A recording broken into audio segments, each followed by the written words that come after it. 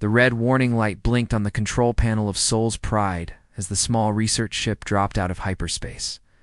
Captain Daeho Kim rubbed his tired eyes and looked at the planet hanging in the darkness before them. Velcro's Prime looked dead from space. No cities glowing in the night, no satellites orbiting the world. Just brown and gray land masses under thick clouds. "Well, this looks promising," said Mi-young Park from the science station. She was the youngest member of their four-person crew at 29, but already one of Earth's best xenobiologists. Her job was to study alien life forms and figure out which ones humans could safely eat. The Galactic Council's reports say this place has been empty for thousands of years. Daeho stretched his back and walked over to look at her readings. At 34, he was getting too old for these long space trips. But someone had to lead Earth's cultural preservation missions. The other species in the galaxy thought humans were crazy for traveling across space just to document cooking methods. But Daeho believed food was the heart of any civilization. "Empty planets sometimes have the best ingredients," he said with a smile. "No one around to tell us we can't harvest them." From the engineering station, Taemin Lee looked up from his repair work. "The ship's systems are running fine, but I'm picking up some strange energy readings from the surface. Could be old ruins or maybe some kind of natural crystal formations." "Ruins would be perfect," said young Yu Choi from her seat near the communications.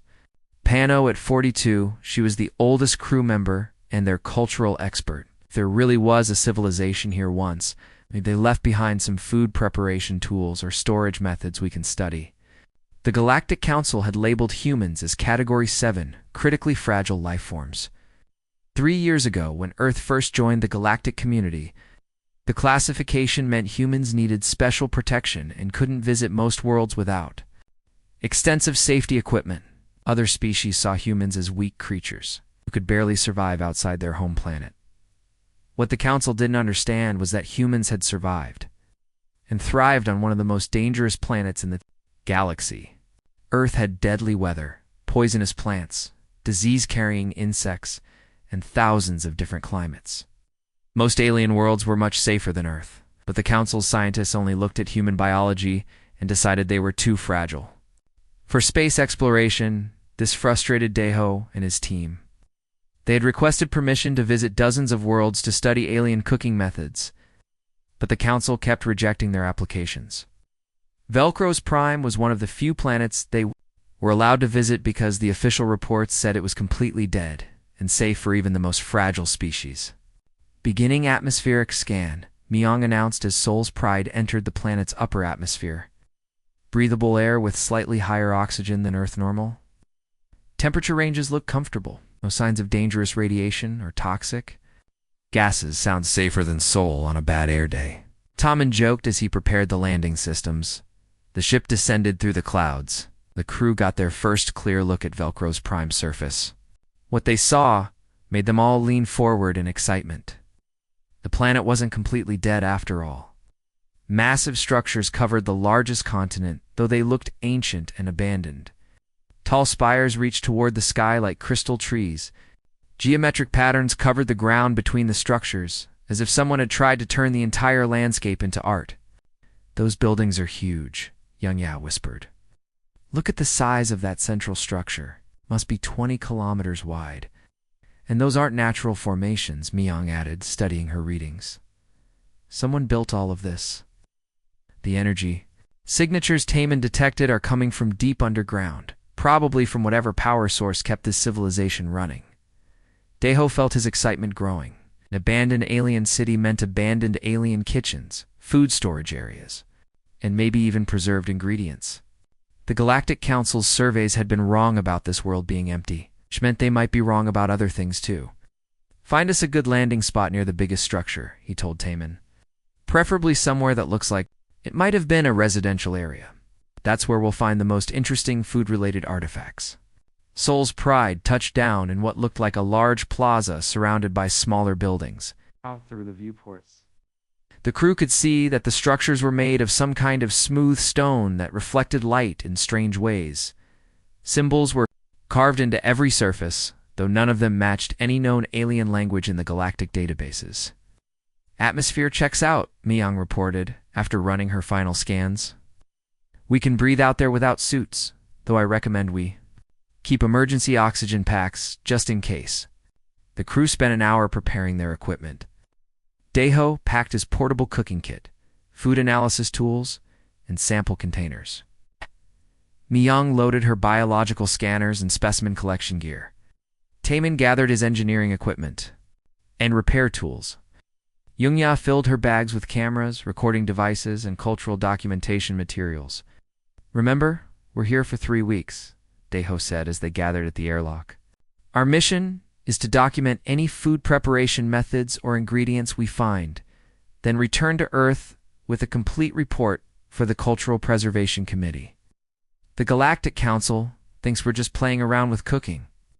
So let's prove them wrong by bringing back something amazing." The airlock opened with a soft hiss, and the crew stepped onto the surface of Velcro's Prime. The air smelled clean, but strange, with hints of something that reminded Daeho of dried seaweed and mountain flowers. The gravity was slightly lighter than Earth normal, making each step feel bouncy and energetic. "Look at these carvings," Young-ya said, running her hand over the symbols on the nearest building. "They're not just decorative. This looks like some kind of instruction manual or recipe book carved into the wall." Mi-young was already taking readings from the strange crystal formations scattered around the plaza. "These aren't just rocks. They're giving off low-level energy, and the internal structure looks almost organic, like someone grew them instead of mining them." Taemin had found something that looked like a fountain or pool in the center of the plaza, though it had been dry for centuries. "The engineering here is incredible. Look how they integrated the water system with the power distribution network." Oh. These people were seriously advanced. As the crew spread out to explore, none of them noticed the small movements in the shadows of the buildings around them. Eyes watched from hidden passages as the 4 humans began their work. The Watchers had been hiding underground for thousands of years, and they had never seen creatures like these before. The humans looked so small and fragile compared to the mighty beings who had once built this city. Their skin seemed thin and soft, nothing like the tough hide of the old ones. They moved carefully, as if they might break if they fell down. Yet somehow these weak creatures had crossed the vast emptiness between stars to reach this forgotten world. In the deep tunnels beneath the city, word spread quickly among the survivors.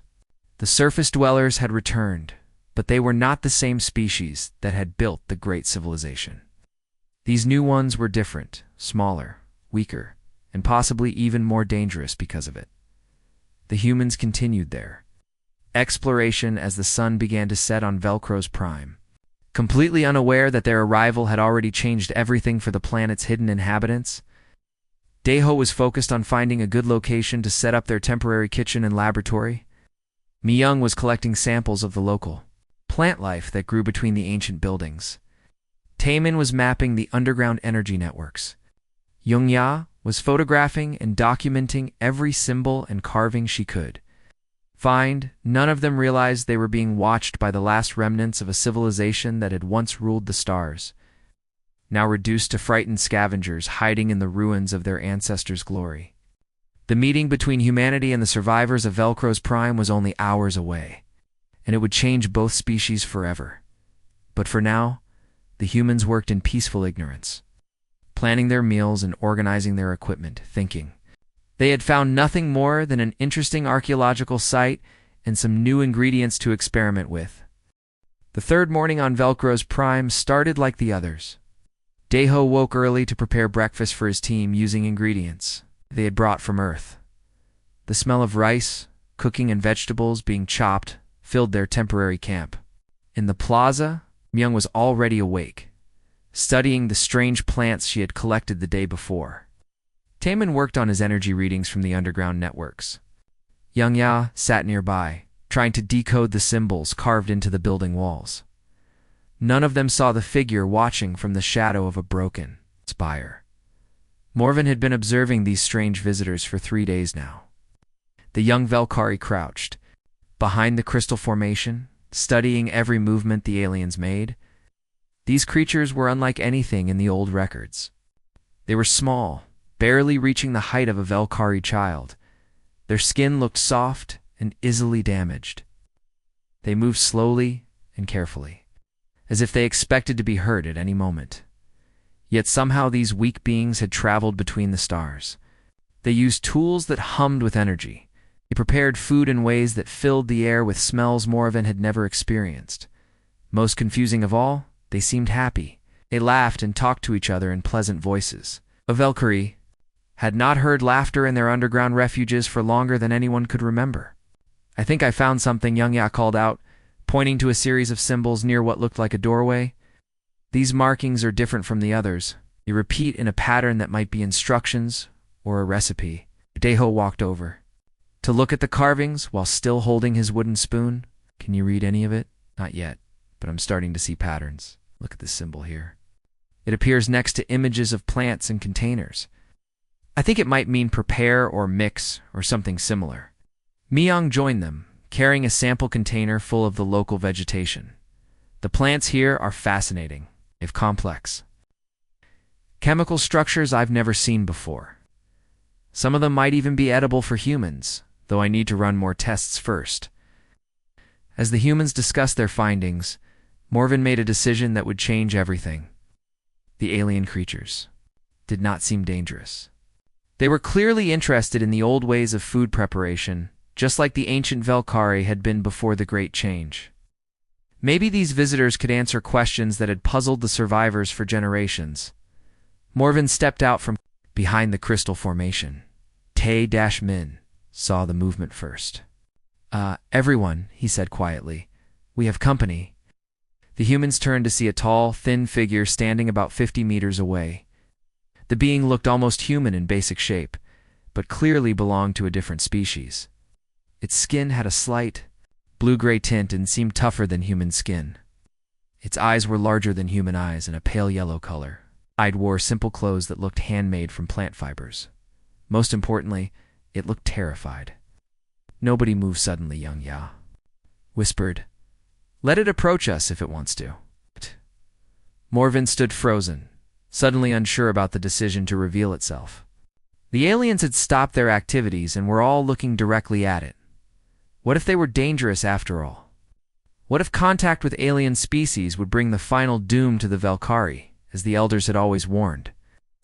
But the strangers did not attack or run away. The one holding the wooden spoon raised its hand in what looked like a peaceful greeting. "Hello," Deho said softly, hoping his voice carried the right meaning, even if his words did not. "We are friends. We mean no harm." Morven did not understand the words, but something about the way the alien spoke reminded it of the old stories about the time before the Great Isolation. Slowly, carefully, Morven raised its own hand in response. "It's trying to communicate," Myung said quietly. "Look at its body language. It's scared but curious, just like us," added Tae-Min.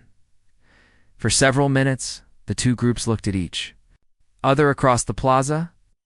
Then Morven did something that surprised everyone, including itself. It pointed to the symbols on the wall that Young Ya had been studying, then pointed to the cooking equipment Deho was holding.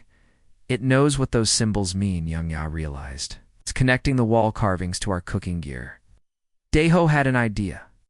Moving very slowly, he scooped some of the rice from his cooking pot into a small bowl, set the bowl on the ground halfway between his group and the alien, then stepped back. Morven stared at the offering. The smell coming from the bowl was unlike anything in its experience. The Valkyrie had survived for thousands of years on nutrient paste made from processed plant matter. The paste provided everything their bodies needed, but it had no smell and barely any taste. This alien food filled the air with rich, complex odors that made Morven's mouth water. But eating alien food could be deadly. The elders had taught that the Valkyrie digestive system was perfectly designed for their traditional diet. Any change could cause illness or death. The ancestors had made the Valkyrie bodies perfect, but that perfection came with strict limitations. Yet, Morven found itself walking forward. The young Valkyrie picked up the bowl and studied its contents. The small white grains looked harmless enough. The smell was actually pleasant. After a moment of internal struggle, Morven took a tiny taste. The flavor exploded across its tongue. The rice had been cooked with spices and herbs that created tastes Morven had never imagined possible. For the first time in its life, Eating was not just about survival. It was about pleasure. It likes it, Myung said with amazement. Look.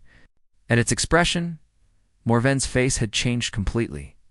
The fear was gone, replaced by wonder and joy. It took another small bite, then another.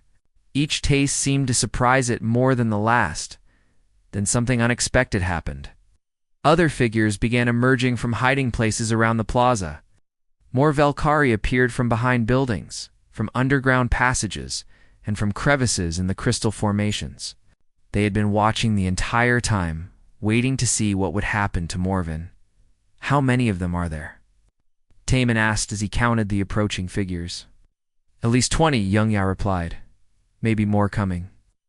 The Valkyrie gathered, in a semicircle around the humans, but they kept their distance.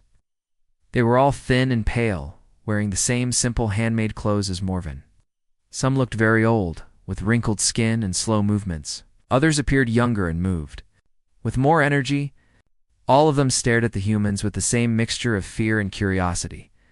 An elderly Valkyrie stepped forward from the group. This one moved with the careful dignity of someone who had lived a very long time and seen many changes. It spoke to Morven in a language that sounded like wind whistling through crystals. That must be their leader or elder, Young-ya observed. Look how the others defer to it. The elder Valkyrie, whose name was Kolrath, was asking Morvan about the alien food. What did it taste like? Was it safe? Ow. Did it make the young one feel? Morven's answers filled Kolrath with both hope and dread. The young Valkyrie described flavors and sensations that had been lost to their people for millennia. But accepting food from aliens violated every safety rule their ancestors had established. It could mean the end of their species, yet looking at Morven's face, Kolrath saw something that had been missing from their people for too long. Joy, wonder, life, Daeho. Sensed the tension in the group of aliens. I think we need to show them we're not dangerous, he said to his team. Maybe if we share more food, they'll understand we want to be friends. Be careful, Myung warned. We don't know anything about their biology. What's safe for us might hurt them. What's safe for them might help them in ways we can't imagine, Daeho replied. He began preparing more portions of their meal, adding some of the local vegetables that Myung had determined were safe for human consumption. The smells of cooking food filled the plaza, and the Valkyrie watched with growing fascination. None of them realized they were witnessing the first step in the revival of a civilization that had been dying for thousands of years. The simple act of sharing a meal was about to trigger changes that would reshape both species forever. But first, there were introductions to make, languages to learn, and trust to build. The humans and Valkyrie had found each other in the ruins of an ancient city, and neither group would ever be the same again. 3 hours after Morven had tasted the human food, something impossible began to happen. The young Valkyrie sat in the plaza with the humans and other survivors, trying to explain the strange sensations flowing through its body. But the Valkyrie language had no words for what Morven was experiencing. My stomach feels active, Morven said in broken English, having quickly learned some basic words from Young-ya. Like something is waking up inside me. Myung looked up from her medical scanner with worry on her face. Your internal readings are changing rapidly. Your digestive system is showing activity I've never seen before in any species. Yes. Bad, Daeho asked, suddenly concerned that his simple act of sharing food might have poisoned their new friend. I don't know, Myung admitted. According to these readings, Morven's gut bacteria levels are increasing dramatically. New types of microorganisms are appearing that weren't there this morning. Kolrath listened to the translation of Myung's words with growing alarm. The elder had lived through many changes, and had seen what happened when Valkyrie tried to alter their perfect biological systems. This is what we feared, Kolrath said in the whistling Valkyrie language. The alien contamination has begun, but Morven did not feel contaminated. The young Valkyrie felt more alive than ever before. Colors seemed brighter, sounds were clearer, even the air tasted different, full of scents and flavors that had been invisible before. I feel strong, Morven told the worried group, not sick, not dying, strong. Young-Ya had been working with another elderly Velkari named Thelnas, who had emerged from deep underground chambers after hearing about the alien visitors. Thelnas was ancient even by Velkari standards, and claimed to remember the old stories from before the Great Change. "Tell me about your people's history," Young-Ya asked through her translation device. "What was the Great Change that Kolrath mentioned?" Thelnas settled on a crystal formation, his old eyes looking distant as he remembered stories from thousands of years ago. "Long ago, the Velkari were not perfect as we are now. We were chaotic creatures, full of variations and differences. Some were tall, some short, some were strong, some weak. Some lived long lives, others died young.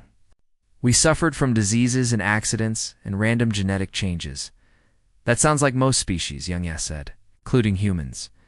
"Yes, but our ancestors decided this chaos was wrong. They used their great science to fix us. They removed all the random elements from our biology. They made us immune to all diseases. They gave us perfect digestive systems that could extract maximum nutrition from simple foods. They eliminated genetic variation so every Velkari would be equally perfect." Taman had been listening while working on his energy readings from the underground systems. "Let me guess. The perfection came with a price." Thelmas nodded sadly. "We became unable to change. When the cosmic event altered our planet's atmosphere, our perfect bodies could not adapt. Most Velkari died because they could only survive in exactly the right conditions. The survivors retreated underground and have been slowly dying ever since." Myung suddenly looked up from her scanner with excitement. "Wait a minute. I think I understand what's happening to Morven." She turned her scanner toward some of the other Velkari, who had not eaten any human food. Their biological readings showed the same patterns. Perfect systems running at minimal levels. No genetic variation, no beneficial bacteria, no biological chaos at all. "You didn't eliminate your weaknesses," Myung said with growing amazement. "You eliminated your strengths." "What do you mean?" Daeho asked. "Look at these readings. The Velkari have no gut microbiome, no beneficial bacteria helping with digestion, no genetic variations to help them adapt to different situations.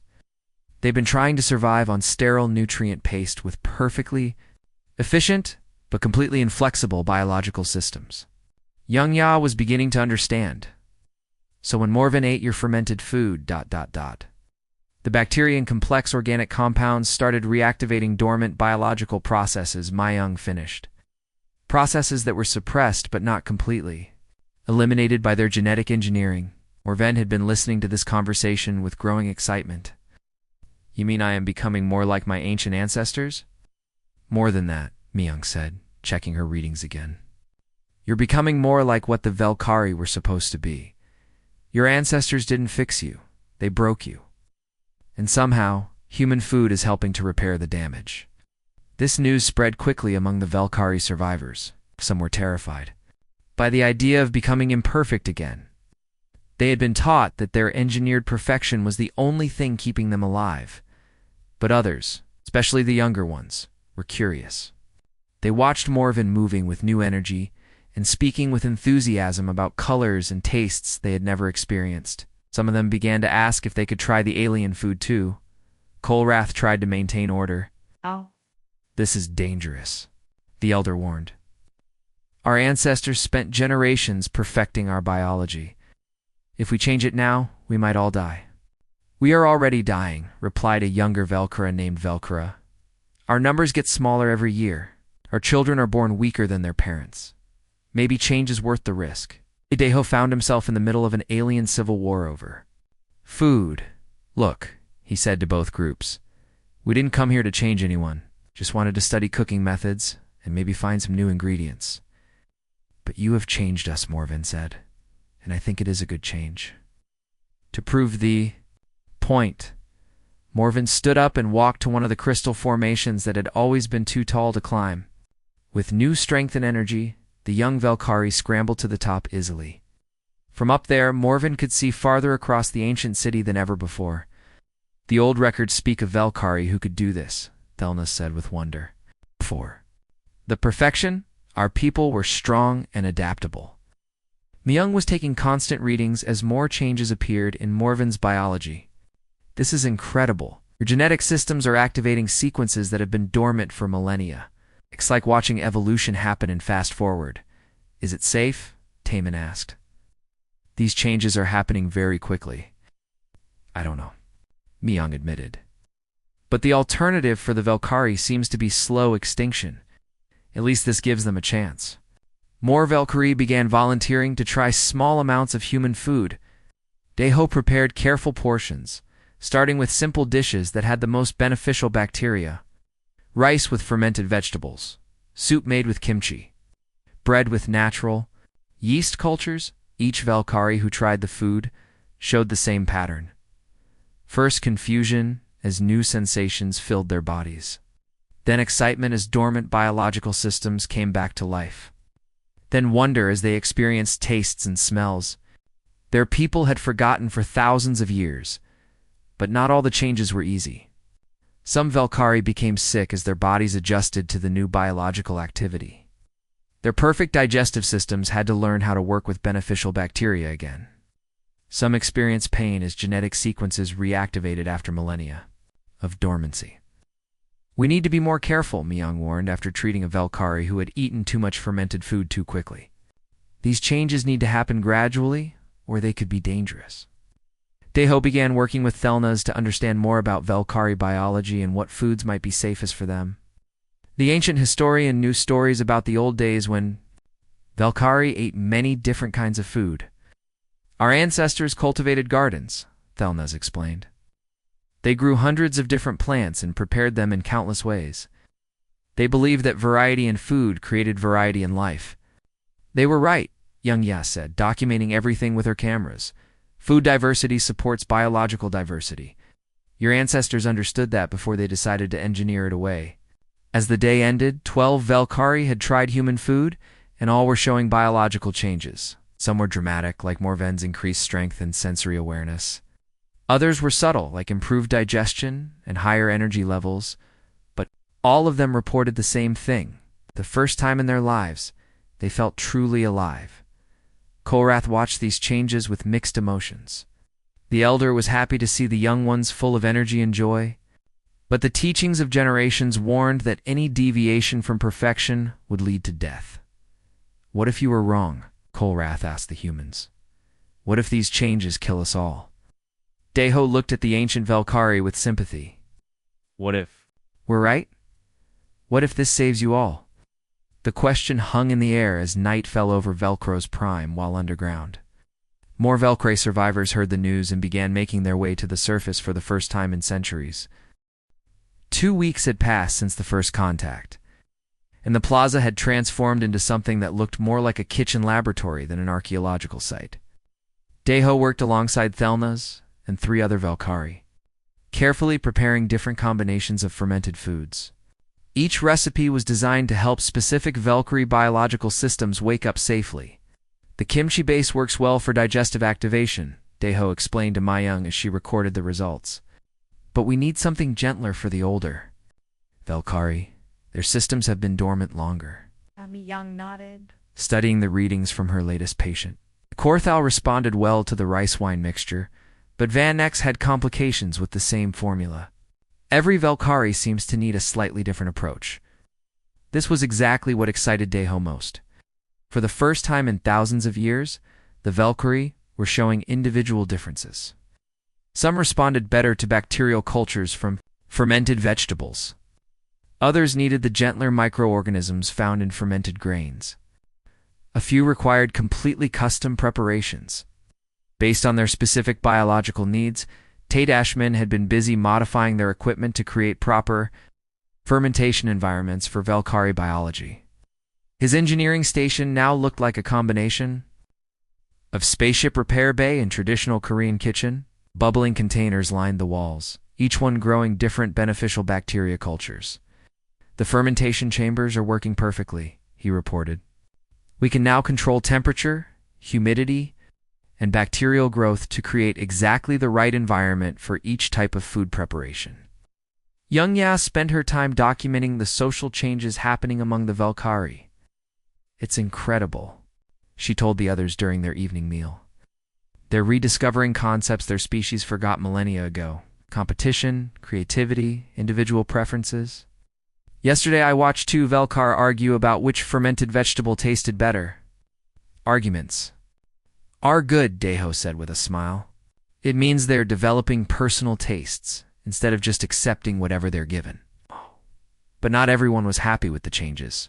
Kolrath had grown more worried as more Velkari joined the food experiments. 3 elderly Velkari had become seriously ill when their ancient biological systems couldn't handle the rapid changes. 2 had recovered, but 1 remained weak and struggling. You are destroying us, Kolrath accused the humans one morning.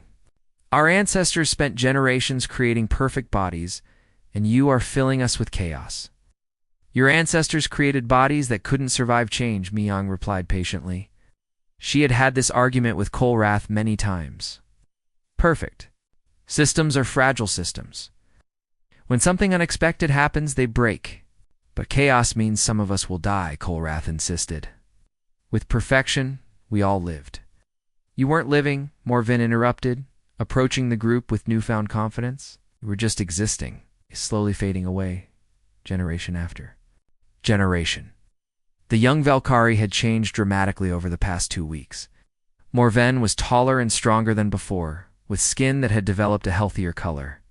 Most remarkably, Morven's eyes had changed from the pale yellow common to all Velkari, to a deeper golden shade that seemed unique. Look around, Morven continued, gesturing to the plaza where dozens of Velkari were now working alongside humans. When did you last see so many of our people together on the surface? When did you last hear laughter echoing through these ruins? Was true. The plaza buzzed with activity and conversation. Velkari, who had hidden underground for centuries, were now openly exploring their ancestral city. Some were learning to prepare food. Others were teaching humans how to read the ancient symbols carved into the buildings. Children who had never seen sunlight were playing games in the crystal formations. The old ways were killing us slowly, added Velkara, another young Velkari who had embraced the changes. At least this new way gives us hope, Thelna supported the youngsters. The ancient historian had become one of Deho's most enthusiastic students. Learning to prepare traditional Velkari foods that had been forgotten for thousands of years. I have found recipes carved into the deep archives, Thelnos announced. Excitedly. Instructions for foods our ancestors ate before the Great Change?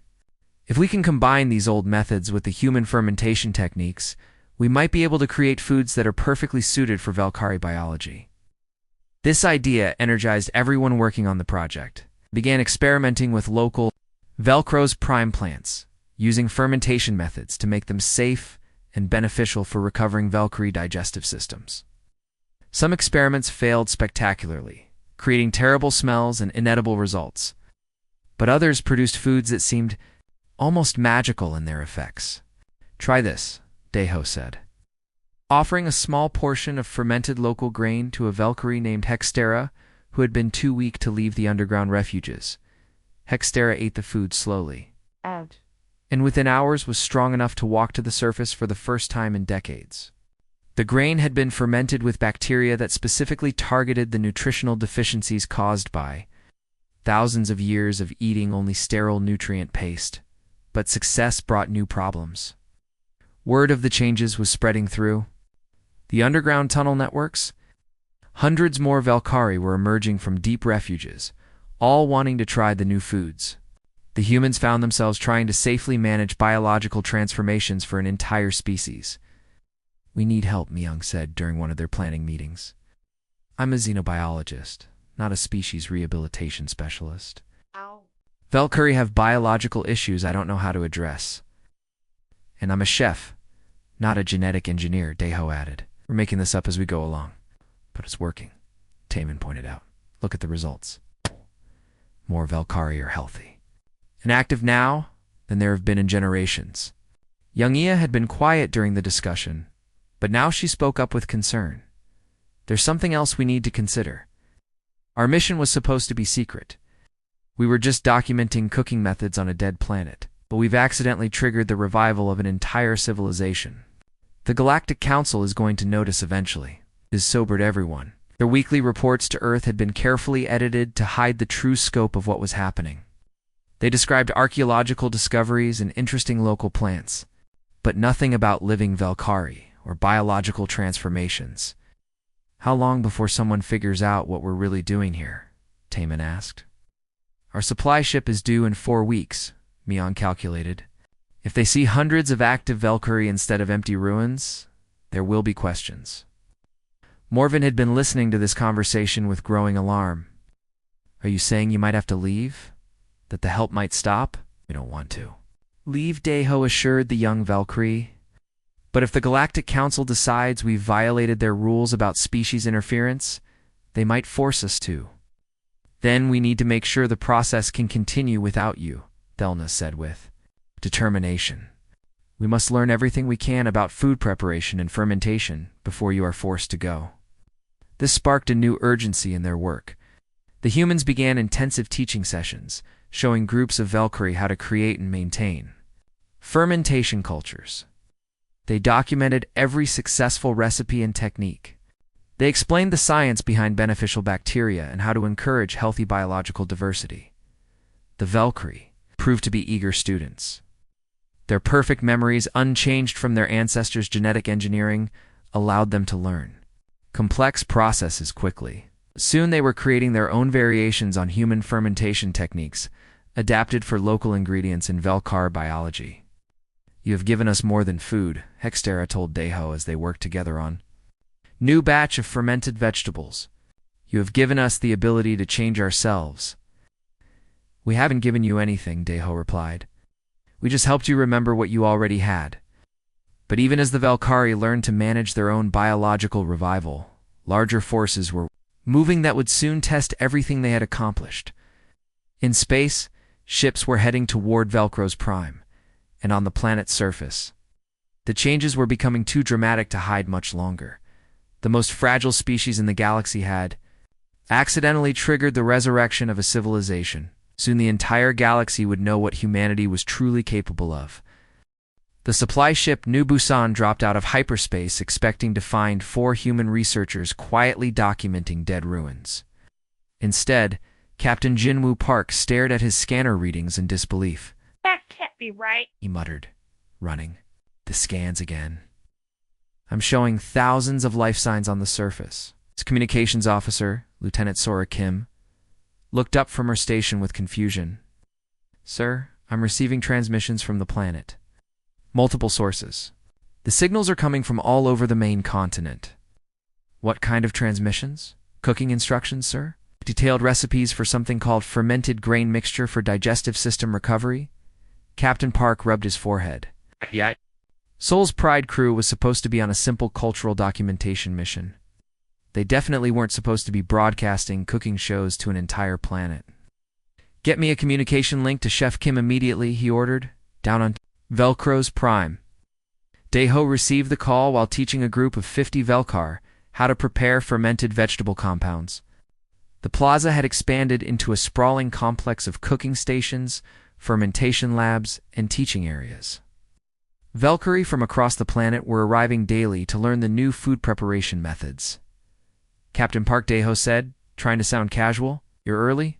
We weren't expecting the supply ship for another week, Chef Kim. I need an explanation. My scanners show thousands of active life forms on what was supposed to be a dead planet. What exactly have you been doing down there? Deho looked around. At the bustling activity surrounding him, Velkari were working at dozens of cooking stations. Fermentation containers bubbled everywhere. The air was full of the sounds of an active, thriving community. Well, Deho said carefully, we found some local inhabitants, and we've been sharing some cooking techniques with them. Local inhabitants. The Galactic Council's surveys showed this planet was completely uninhabited. The surveys were wrong, Myung interrupted, taking the communicator from Deho. Captain, we've made an incredible discovery. The Valkari civilization never went completely extinct. Survivors have been living underground for thousands of years, and you decided to make contact without reporting to the Council? We tried to help them with some nutritional problems, Taman added, joining the conversation. It turned out to be more complicated than we expected.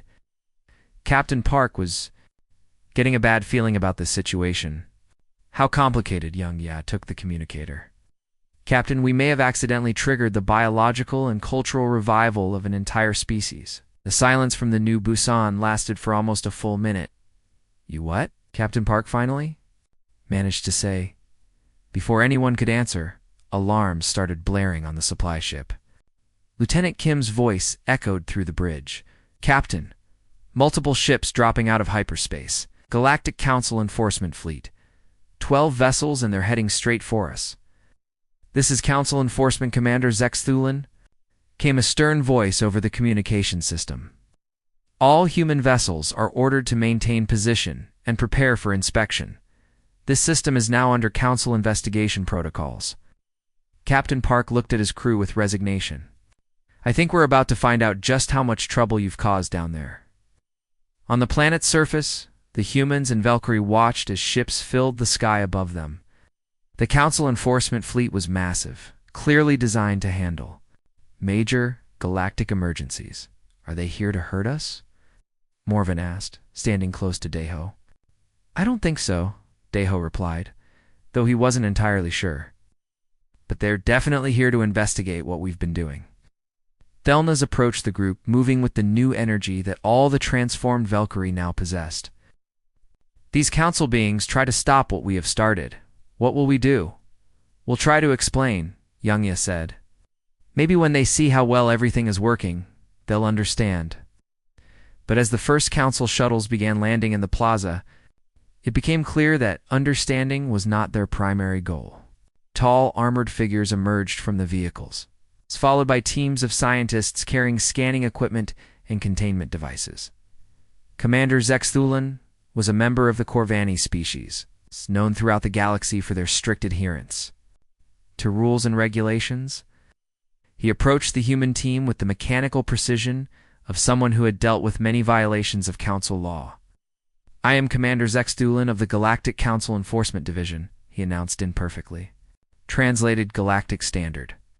You are under investigation for unauthorized species interference and potential violation of the biological contamination protocols. Commander Daeho said politely, We can explain everything. The evidence is quite clear, Zex Thulin replied. Gesturing to the hundreds of Valkyrie visible throughout the plaza, Council surveys indicated this planet contained no intelligent life, yet we find a thriving population that shows clear signs of recent biological modification. Dr. Velkotha, the Council's chief xenobiologist, was already taking readings from several Valkyrie. Commander, these life forms have undergone massive genetic activation within the past few weeks. Someone has fundamentally altered their biology. We didn't alter anything, Myung protested. We just gave them food. Food can be a biological weapon, Dr. Velkotha said sternly. Introducing foreign bacteria and organic compounds to a species can cause extinctional level changes. Morven stepped forward, speaking in carefully practiced galactic standard. We are not dying. We are living for the first time in thousands of years. Commander Zex Thulin stared at the young Valkyrie. According to his briefing files, the Valkyrie had been extinct for millennia. Yet here was one speaking fluent galactic standard and showing signs of recent biological enhancement. Explain, the commander ordered. What followed was the most unusual briefing in Galactic Council history. Thelnas told the story of the Valkyrie's engineered perfection and slow decline.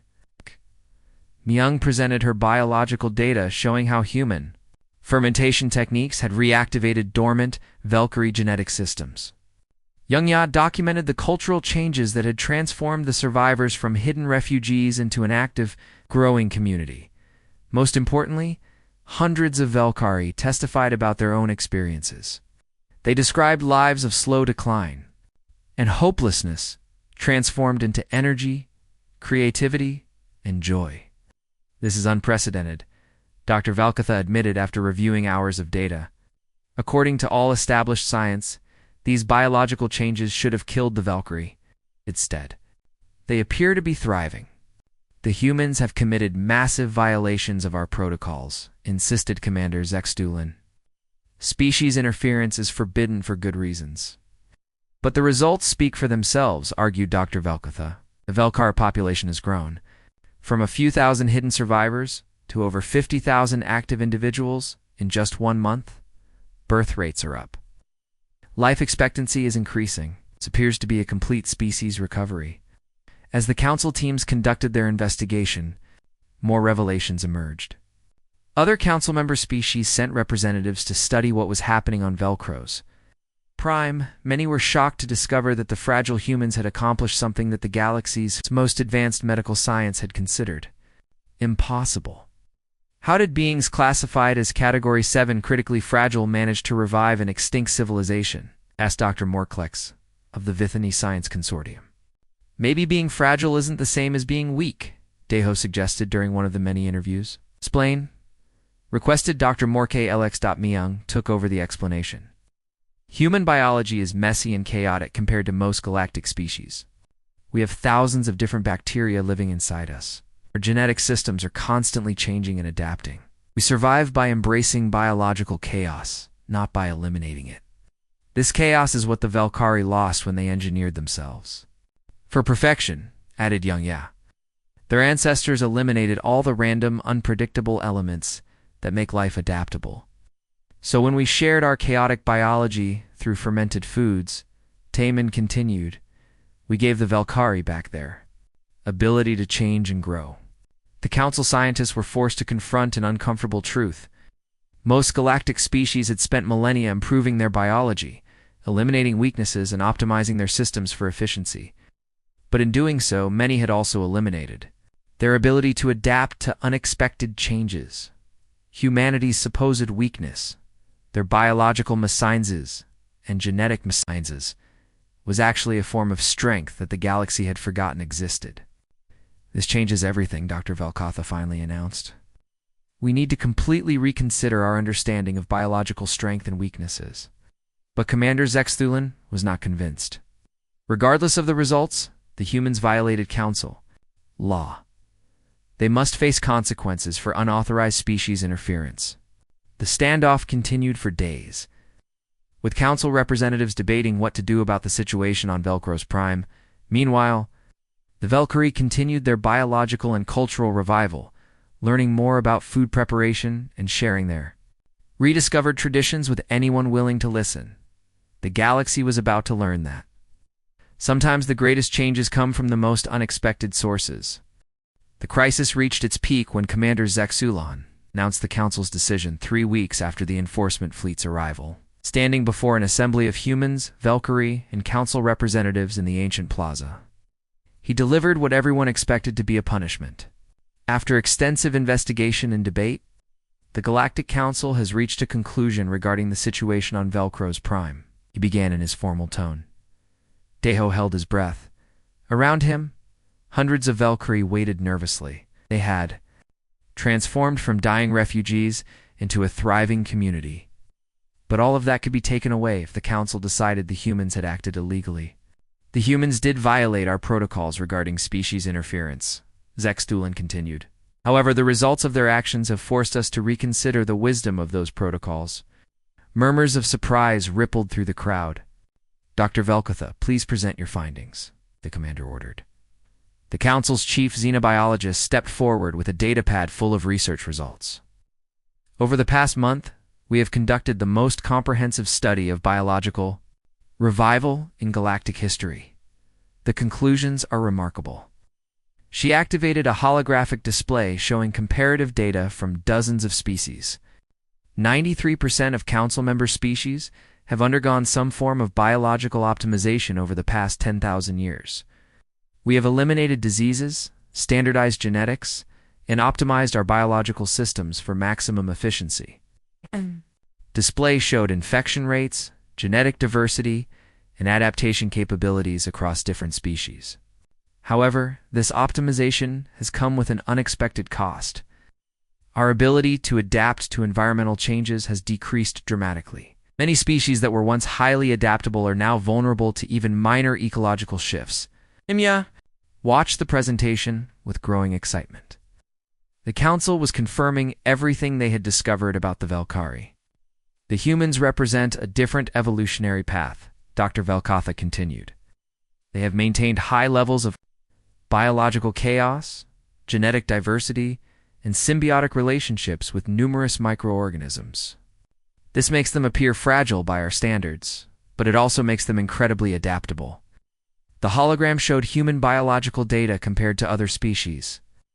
Humans had more genetic variations, more beneficial bacteria, and more biological unpredictability than any other known intelligent species.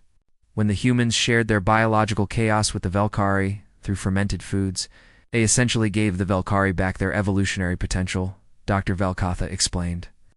The results have been extraordinary, new data appeared showing.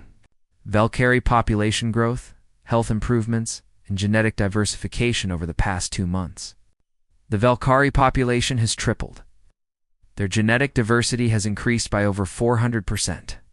Most remarkably, they are now showing adaptations to their environment that we haven't seen in any species for millennia. Ow. More Vens stood up from the audience. The young Velkhari had continued changing over the weeks, becoming taller and stronger while developing unique physical characteristics that hadn't been seen in their species for thousands of years. Permission to speak. Morven requested in perfect. Galactic Standard Commander Zexthulan nodded. We call the humans fragile because they can be hurt by things that would not harm other species, Morven said. But we Velkhari were perfect, and we were dying. The humans were fragile, but they crossed the galaxy to help strangers. Which is really stronger? This simple question sparked intense debate among the council representatives. If biological perfection led to stagnation and extinction, then perhaps fragility was actually a form of strength. Dr. Morklix of the Vithany Science Consortium presented additional research that had been conducted during the investigation. We tested human fermentation techniques on samples from 17 different council member species. In every case, the introduction of beneficial bacteria and biological complexity improved adaptation capabilities. Are you suggesting that other species could benefit from human biological chaos? Asked Dr. Kethnova of the Crystalline Hegemony.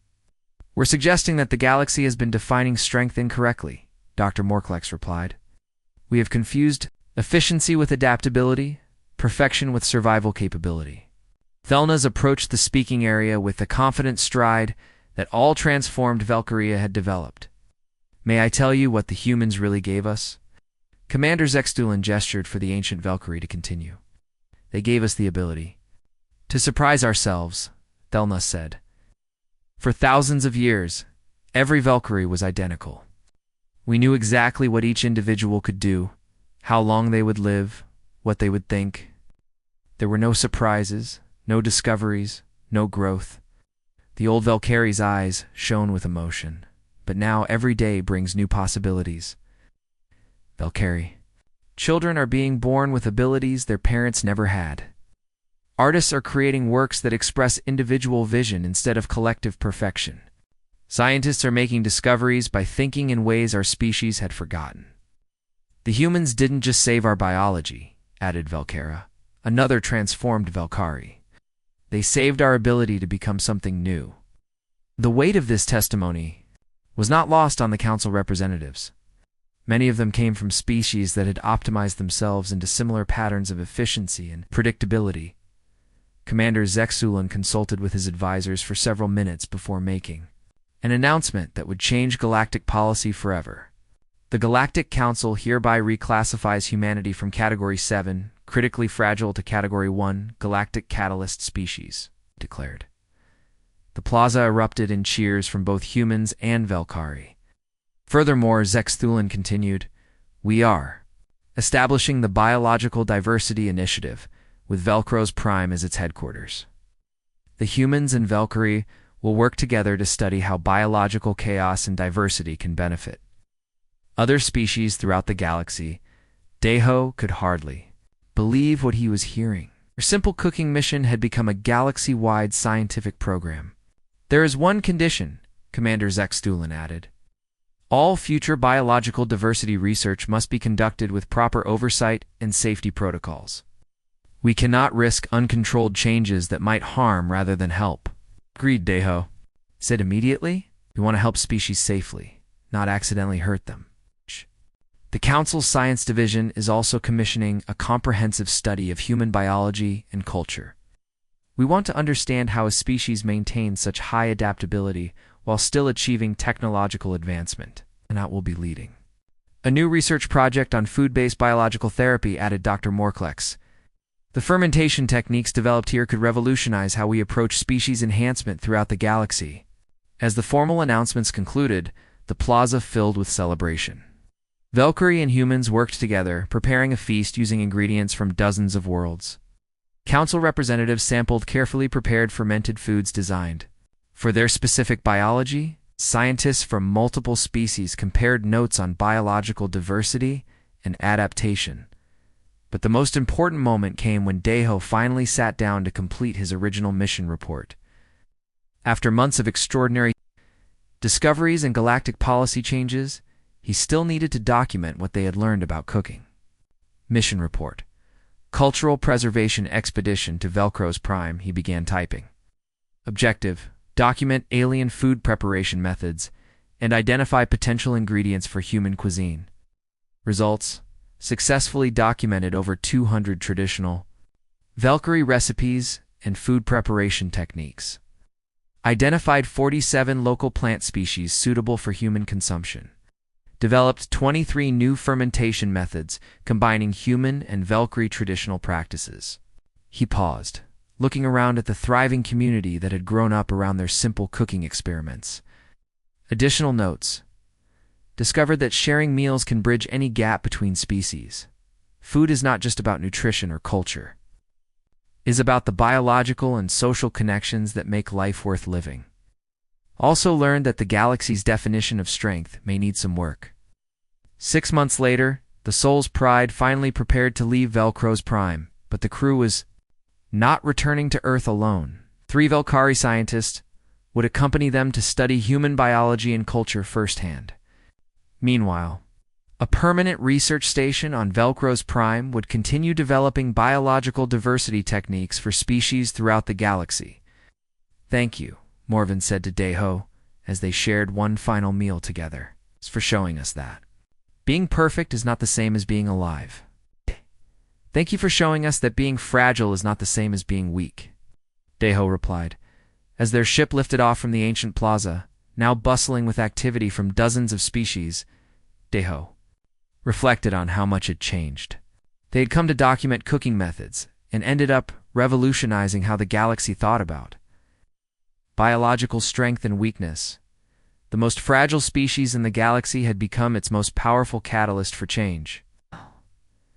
And it had all started with sharing a simple bowl of rice in the depths of space.